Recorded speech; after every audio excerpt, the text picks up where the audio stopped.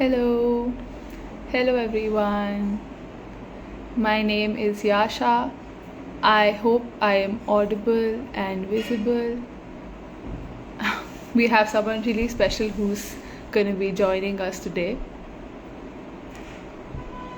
Hello, hello.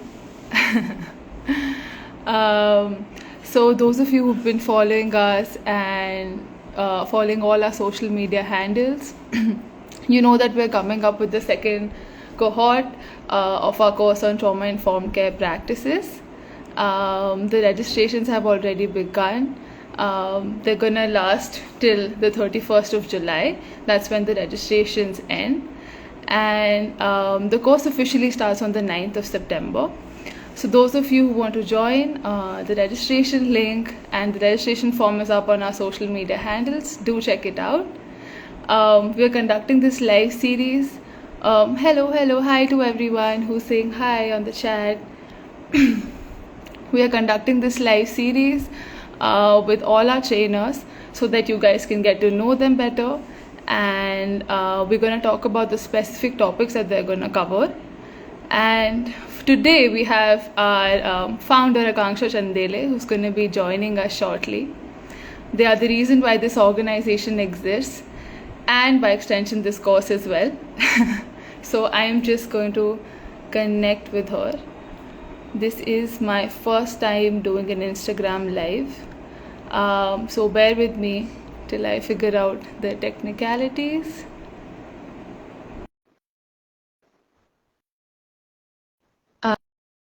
I hope my internet connection is stable.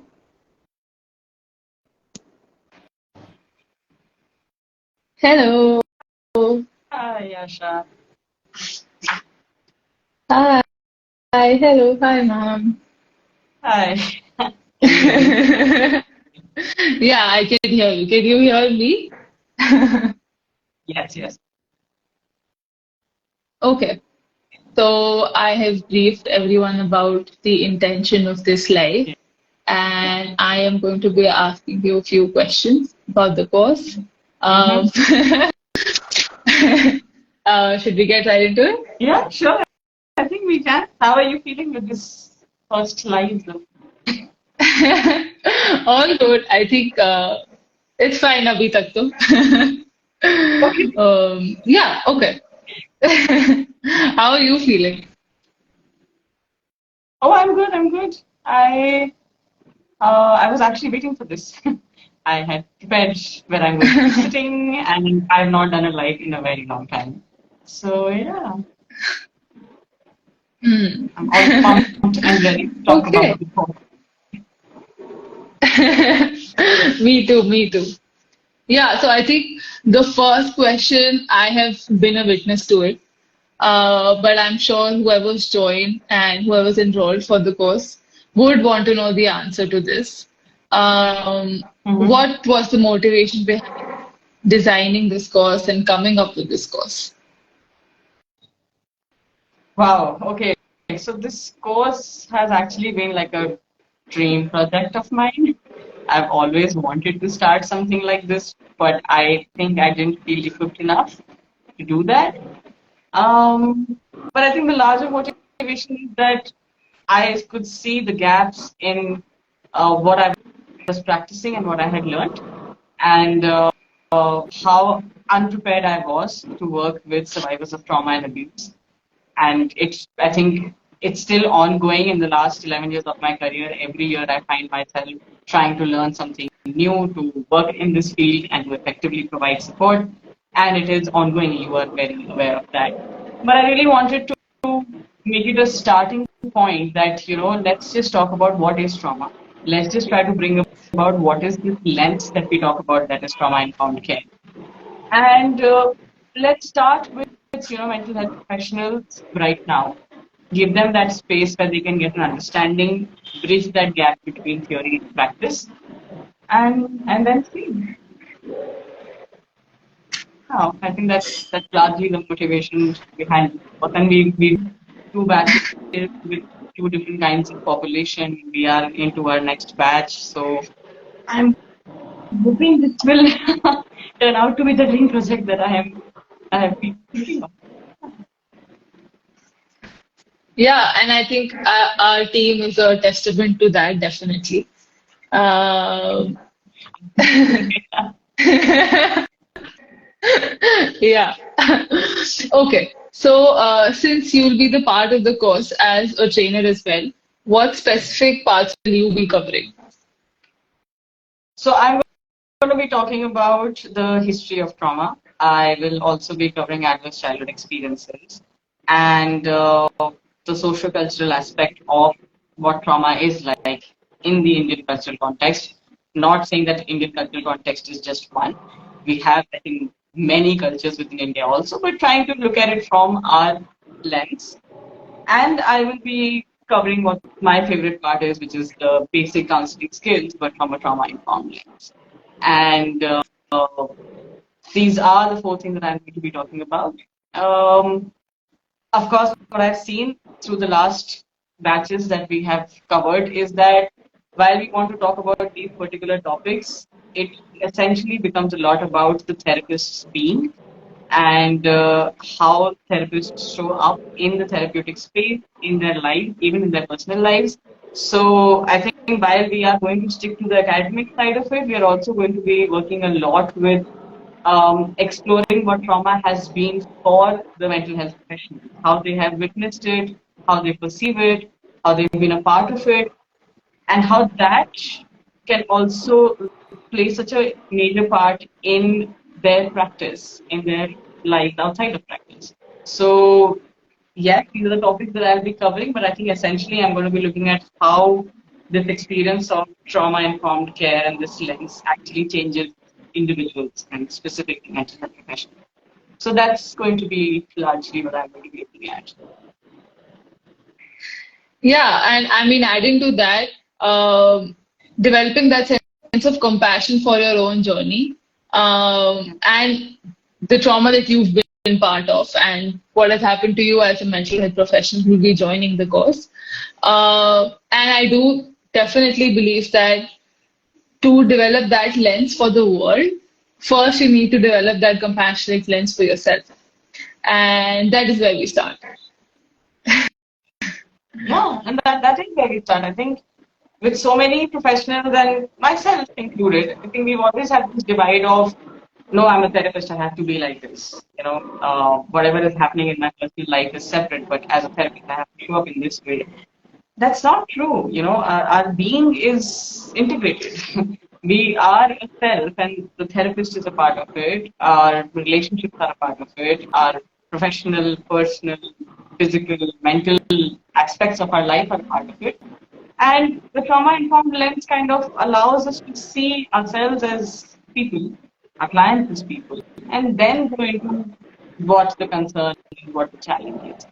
So, yeah, I'm hoping it will be as exciting as it has been for me. But I'm also hoping that it will not take other professionals these many years, right? Because it took me so many years to eventually design this course and be like, okay, you know what, now it is ready to be presented to other people and bring in that lens for other professionals. So I'm hoping this course will also speed up that process, that journey of learning. And Yeah, let's see. yeah, yeah, definitely. So again, coming back to the topics that you're covering, I've been a part of the designing aspect and the specially curated topics that we've come up with. Just a little bit about why do you think these specific topics are important for any course that involves trauma informed? It's talking about trauma. So see, the topics that I am covering are actually like laying the foundation, especially the history of trauma. Because if you look at, you recently completed your master's, so if you look at what we know about trauma from our master's curriculum, is mostly PTSD, CPTSD, war, and a little bit about the history, a little bit about certain signs and symptoms. Everybody's talking about flashbacks and memories and this and that. Um, I think the history part of it is essential because we really want to see how trauma, the understanding of trauma has evolved. and that continues to. It's not like that we know everything about trauma yet. We know as much as we know. There is new research coming out, so it gives us that faith that we know what we know. We'll work with it, but there is so much more that we don't know, and there is so much. The journey of trauma itself has been so grand that engaging with it requires that kind of humbleness that what we don't know. And I think I really, really want to bring in that lens. For, yes, we are working with this, but there's still a lot for the people to understand. And that I think that's also applicable for the social cultural that we want to look at. That we know as much as we know, but there's so much more that we don't. Yeah. Basic counseling skills, I think, very important to look at it from a trauma-informed lens because what we have learned so far is really top-down. It's really, we have to get rapport, we have to get empathy, we have to get active listening. But we really, I feel, in the learning of that skill, we leave the person behind. So even with, as a therapist, our presence is so important. um, how we show compassion to ourselves and our client. The presence of the client is so important. Looking at the approach from a bottom-up approach, which is, looking at the body behavior, looking at the engagement of an entire holistic lens, looking at basic counseling skills not as just one, two, three, 4 points that we should know, but how are we showing up in the therapeutic process and how is the client showing up in that process. That is something that's really my favorite part because I think it questions everything that we've learned in our theory classes and takes it for a ride and changes how we are looking at building this rapport that we say for our clients. So I think that's why these topics are really important. Another thing I think, I was talking to my friend before this and I was looking at what is my motivation really. And she reminded me, and she's seen my journey. We've been friends since masters. And you'll be talking to her, I think, next week. But she reminded me how I've always gone out and learned about different modalities. There is EMDR, there is EFT, there is somatic work and everything, like so many modalities that we engage with. And a lot of them talk about this is a trauma therapy modality. But what I've learned in my journey is that it's not one modality. You have to have a mix of different modalities.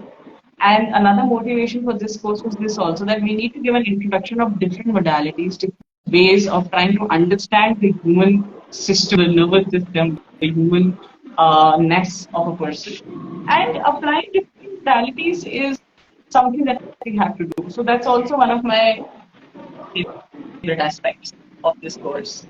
I don't, and you can tell me more because you work very closely with the organization. So I don't know if that's how you Yeah, look at it.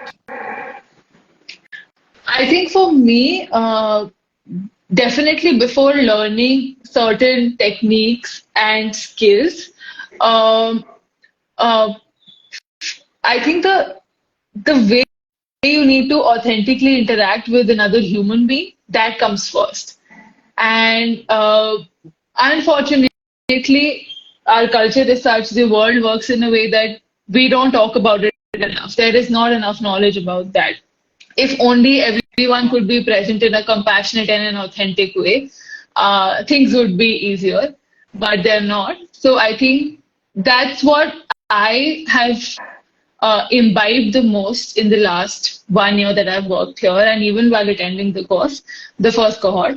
Uh, for me, just being authentically present, just being present in the session, seeing the person as a person first before seeing them as a client. That is what really needs to be, I don't know, taught, or that lens needs to come in first before getting preoccupied with the skills aspect of it. We need to talk more about that. We do. Yeah, so that's it. Okay. Yeah, moving on to the next question. I think this is something that a lot of queries have come up regarding this. What can the participants who are attending the course expect by the end of it in terms of what they can call themselves? Will they be eligible to work in specific areas? Yeah. Yeah, that's a question that I also get a lot. See, the idea of this course is, you know, that the idea of this course is not to say that you are now certified for this. The idea is to say that yes, one, you are confident enough to go out and practice. You are confident enough that if something, if a particular client or a particular challenge comes your way, you're confident enough to say that, okay, I can begin to work with this, or to say that no, I can't work with this, and this is outside of my depth, my expertise area, whatever it is. So one, the confidence to practice, and the other thing would be, that idea that I specialize in this and I specialize in that. That's not the perspective here. We're not saying that we will work with X kinds of problems or X kinds of people.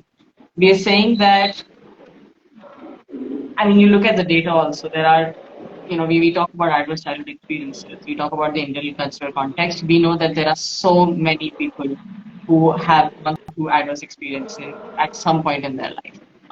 Children, we hear that there are, I think every year there are 7 million children who are going through some form of abuse or trauma in the first 5 years of their life. So when you're working with people, you're working with trauma. That I is an understood thing that all mental health professionals should know. There will be some aspect of the nervous system uh, overriding itself to perform in this world, and it's struggling and it is suffering, whether we see it or we don't see it, it's there. So if there are people coming to you, you know that there will be a root cause of it, and to have the trauma informed lens is just saying that you know that I'll be able to hold space for that person.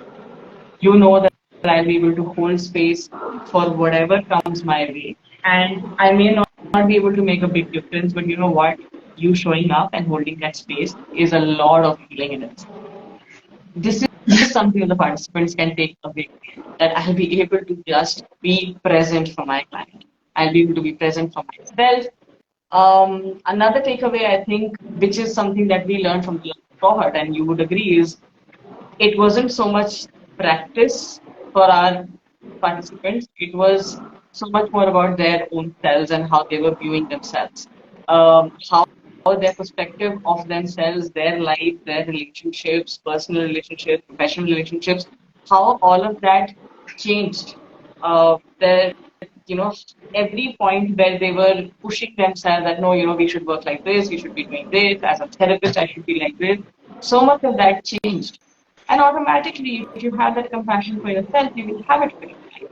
So I think what we're taking away is not, yes, there will be a certificate, and we love to design a certificate, but that's not the goal. The goal is that you'll feel confident as a mental health professional. You'll feel confident to know that I can hold space for this other human being in my capacity, and I can recognize when I can't do that. I'll, sort of bring in these. I'll ask for help. I'll ask for support. So that's the takeaway. Yes, I know this sounds very vague to some people, but there is going to be an overview of so many modalities. We're going to talk about NDC, we're going to talk about somatic practices, body work, we're going to talk about, um, yeah, I don't remember the topic now. Yasha, I think you will remember it better. But we're going to talk about EFT, we're going to talk about about. heart-based modality. Yes, yes. So there's going to be an introduction to all of that, but essentially it's about um, just holding that space of safety, for yourself and for your client. That's that's going to be a takeaway. Yes, Pallavi is Yeah. saying EFT. She's going to kill me That's if I miss exactly out what on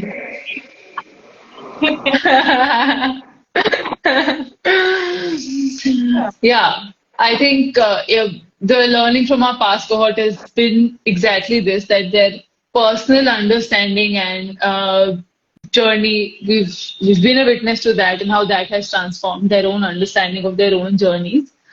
Uh, and how, as a therapist, that's interfering or coming in between, how they're carrying that journey within the session with their clients.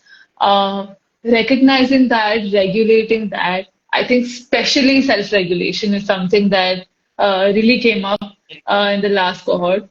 Um, and in fact, I do remember something very a personal conversation that happened during one of the classes about how it was not vicarious trauma for that one person. It was actually trauma for them also, not just vicariously experiencing that.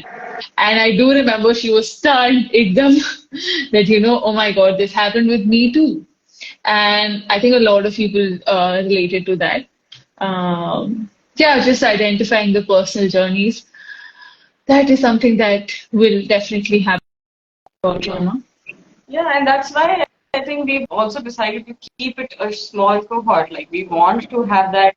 Yes, it's a slow process then because a lot of energy gets into training and equipping just a few people, and this time we have like what, 15 seats only, right? But the idea is that we're working with individuals, and then those individuals are then going to work with I don't know how many clients, and that's a lot of work. That's a lot of effort that they are going to be doing. So we must give it all of our effort to creating that space for the cohort. So Yeah. I think that's one of the takeaways. Yeah. Another question that I have. So since we had the last cohort last year, and this year we have changed a few things in the design aspect of it, in the program aspect of it.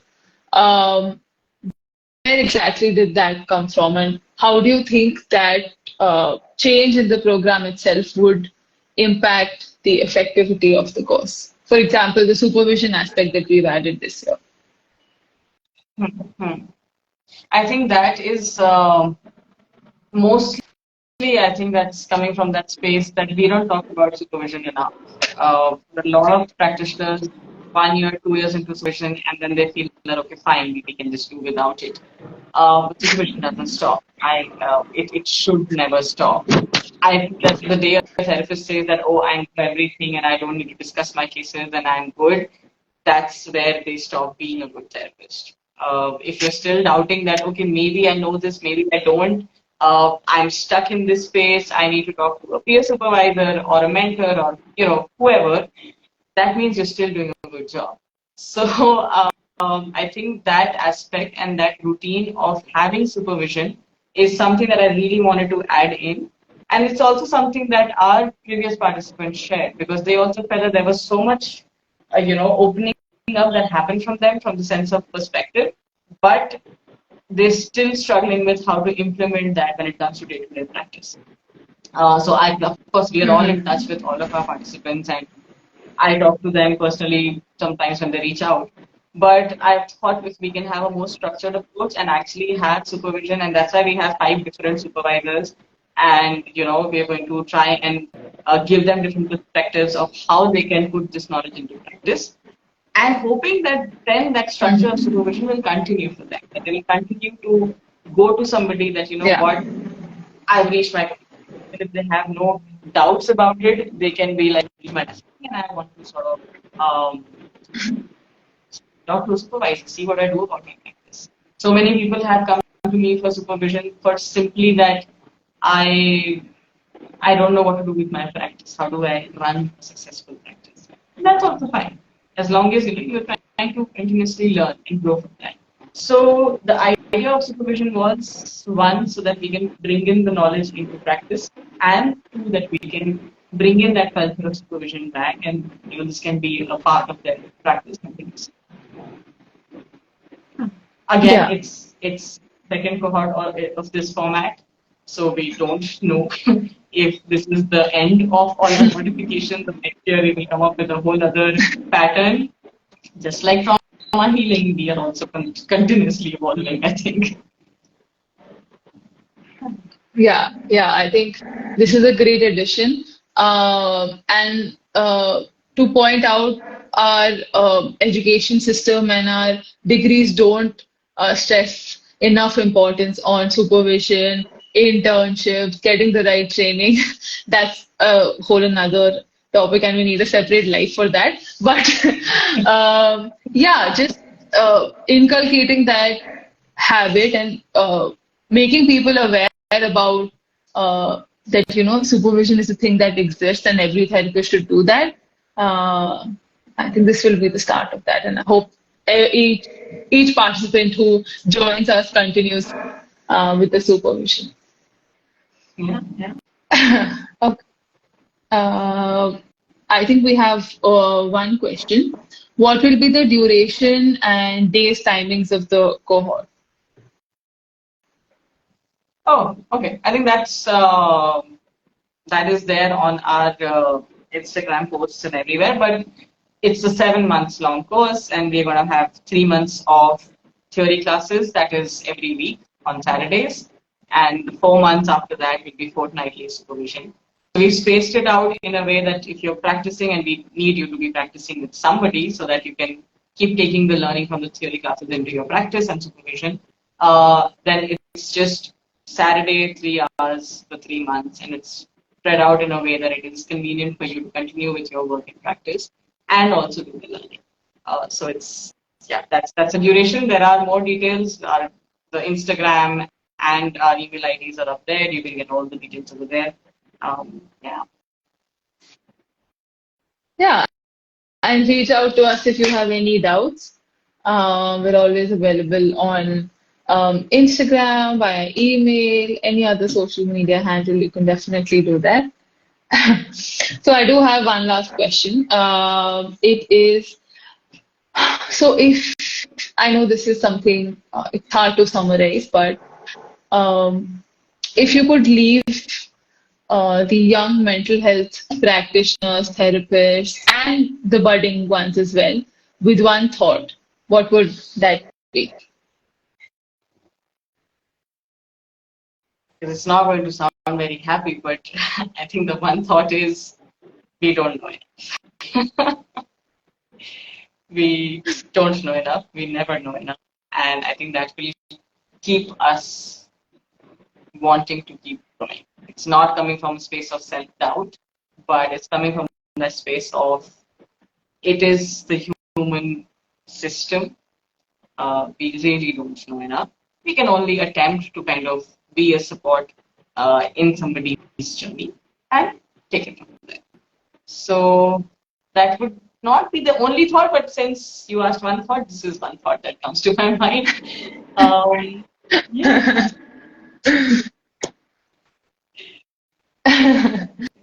Yeah, yeah, I think, uh, yeah, that's where I am at. I know that I don't know enough, and that's about it. Yeah, and that's And there's a long okay. way to go. Yeah. Okay, so Somebody asked, how would this benefit social workers in mental health field? I think the idea of having a trauma-informed lens is, in my opinion, it should be there for everybody. Like whether you are a social worker or a psychiatrist or a clinical counseling, whichever kind of psychologist, any kind of therapist, not from a psychology background, but working with people and their well-being. Um, a teacher, an educator, a childcare institute in charge, there should be a trauma-informed lens because, like I said, I think almost everybody in this country has gone through some form of adversity at some point, and it will just help you know yourself and the other person better. It will just open up you looking at a person beyond the behaviors that they're showing. You know, how we are so obsessed with, oh, this is a personality trait and this is how they are, or this is how I am. That's not true. It's all coming from somewhere. And the trauma informed lens informs you of what's happening behind the scenes for a person. So whether you're a social worker or a teacher or anybody who's working with human beings, and I think almost everyone is working with human beings, this lens is going to bring in that sense of compassion for yourself and for the other person and make life easier. But having said that, we also know that right now we are just in the first leg of our course where it is designed for mental health professionals of all kinds. I think the part for social workers, for teachers, for educators, we will be tweaking that with specific to their job roles and their responsibilities. So, for those who are asking about social workers, we have not yet taken out the course for that. We do plan to, we do intend to, and that's how it will be benefiting them. I hope that answers the question. And there was some other question that I missed, I think. Yeah, I think what's the one thing that has stayed with you from the last cohort? Wow, Yasha, is that for you? I think for me, again, the fact that a lot of them were also quite early, quite in their initial years of practicing, it did give me a lot of uh, validation that, there are people who are doing good work and there are people who want to do better work, and exactly where I'm at, because I know that my degree did not train me as well. And when I joined this organization, that was only with the intention that I want to learn. I want to get better. I want to just experience what it means to be a mental health practitioner, because theory does not train you for that. It's nowhere near that. And the fact that everyone was able to recognize their own journeys, and it was such a safe space that everyone was able to share, was able to cry, laugh, make jokes about it. I think that safe space, that authentic representation is really the biggest takeaway for me. Yeah. Yeah, and I think for me, what stayed with me was how everyone showed up, because we had somebody who had just completed their bachelor's and we had somebody who had been working for 7 years, and how everyone showed up for each other in such a safe and contained manner. I think that's something that really I wasn't expecting it to be so beautiful the way it came out. That, and when we did the follow-up calls after 6 months of the course ending, how what little changes had happened in their lives, to actually notice how much the course and maybe the journey of being with these 10, 11 people did for each of these people. I think these are two things that really stayed with me, and hence incorporating their suggestions in this cohort is happening. Yeah. So there is another question. Will role plays also be a part of process of learning during the course, or it will be more on the discussion side? Um, there are role plays. There will be some role plays. Um, we have tried. Last time, I don't think we had enough space for role plays. But this time, because there is going to be supervision, so either in the first 3 months or in the next 4 months, there are going to be some role plays that will take place. But largely, it's going to be discussion and also a lot of reflection. Oh my God, there is going to be a lot of reflection. The people are going to be meeting some trainers who just believe in reflection so much that it's going to be very intense, but very, very amazing.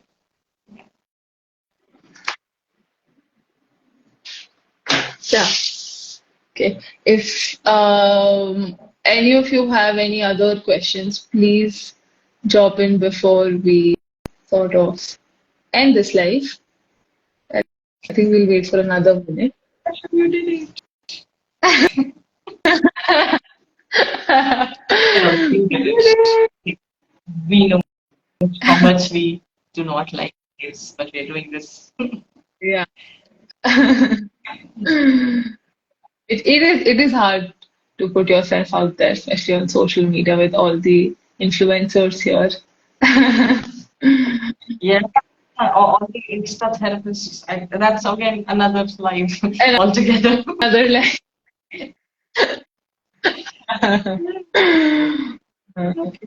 yeah. So Palin ma'am is also saying that there's self-work that is involved. And I think the course also drives you towards that direction. That there's a lot of self-work needed.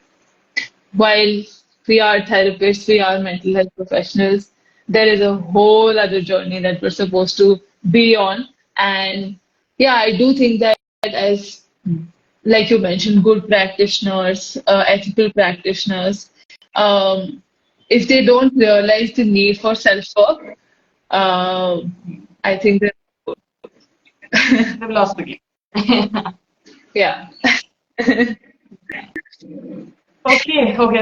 We're getting praised for doing this live. I think I'm done with my bit. I think we can close now. Our issue is going to make us do. Yeah. Thank you so much for everyone who joined. We will meet you at the next live. Thank Thank you, you, ma'am, for Yasha, for joining. having me here. I will see you later. All right then. Bye. Bye bye. Bye bye.